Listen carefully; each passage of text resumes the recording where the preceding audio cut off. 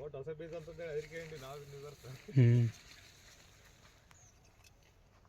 ಮುಂದಿನ ಸಲ ಒಂದು 50 kg ಮಾರ್ರಿ ಮತ್ತೆ ಮುಂದಿನ ಸಲ ಒಂದು 50 kg ಹೋಗ್ತಾವ ರಿಜೆಕ್ಟ್ ಮಾತಾದ್ರೆ ಪಕ್ಕ ಹೋಗ್ತಾವ 50 kg ಎಷ್ಟು ಹೋಗ್ತಾವ ಗೊತ್ತಿಲ್ಲ ನೀನು ಕರ್ಕೊಂಬಂದು ತೋರಿಸಿದ್ರೆ ಇಲ್ಲಿ ಬರ್ರಿ ಸ್ವಲ್ಪ ಹಿಂಗೆ ಎತ್ಕೊಂತ ಹಿಂಗೆ ಗಿಡ ಹಿಂಗೆ ಎತ್ಕೊಂತ ಬಂದ ಸ್ವಲ್ಪ ಹಿಂಗೆ ಬೆಂಡ್ ಮಾಡು ಹಂಗೆ ಬಾ